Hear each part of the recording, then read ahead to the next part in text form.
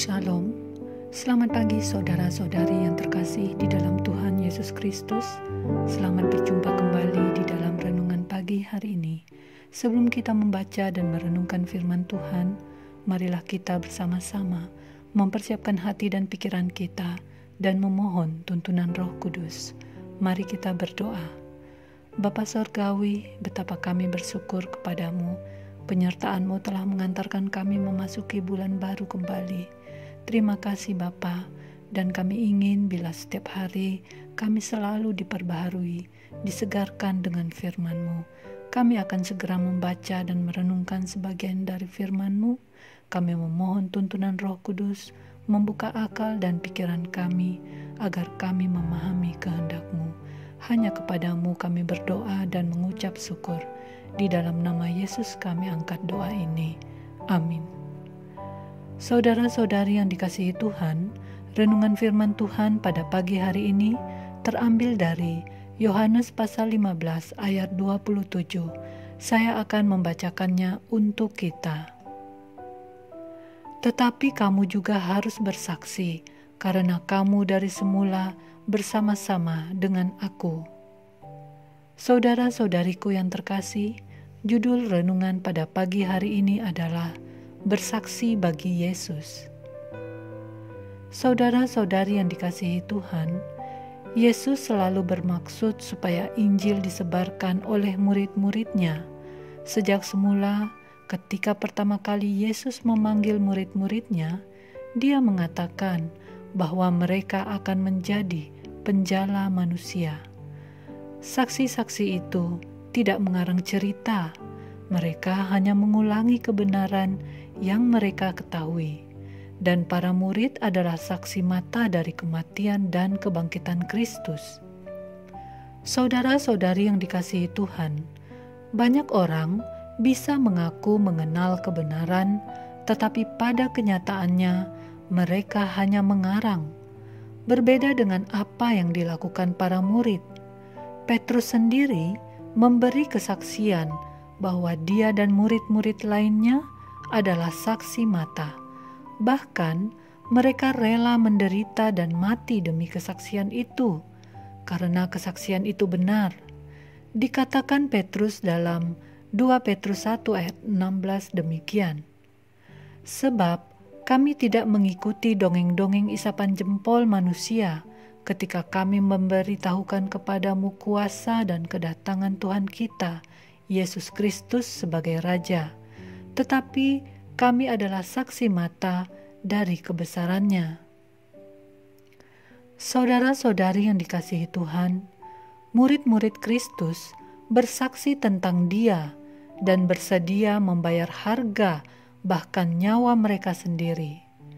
Para murid memberi diri dan bersuka cita untuk bersaksi.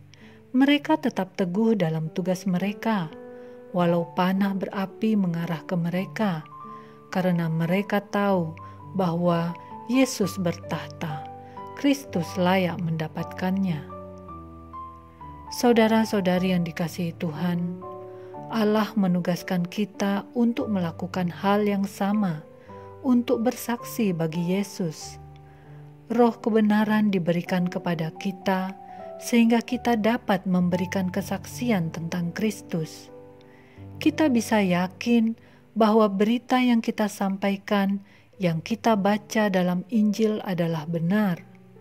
Kita bersedia meninggalkan kenyamanan dan keamanan diri kita untuk pergi ke tempat kegelapan paling dalam, karena kita tahu bahwa kuasa Roh Kudus berjalan bersama kita. 1 Petrus 2 ayat 9 dikatakan, "Tetapi kamulah bangsa yang terpilih, imamat yang rajani, bangsa yang kudus, umat kepunyaan Allah sendiri, supaya kamu memberitakan perbuatan-perbuatan yang besar dari Dia yang telah memanggil kamu keluar dari kegelapan kepada terang-Nya yang ajaib."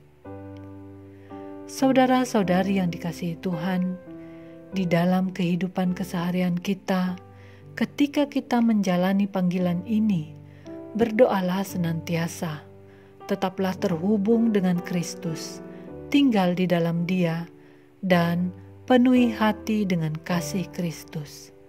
Allah akan bekerja. Ia akan mengaruniakan perkataan yang benar keluar dari mulut kita. Mari, jadilah saksi baginya.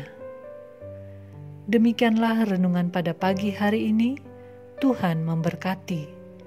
Kita akan menutup renungan dalam doa, tetapi jika saudara ingin didoakan secara khusus, hubungi email kami. Kerinduan kami agar channel ini menjadi berkat bagi banyak orang. Mari kita berdoa. Bapa Sorgawi, kami bersyukur untuk firman yang baru saja kami baca dan renungkan.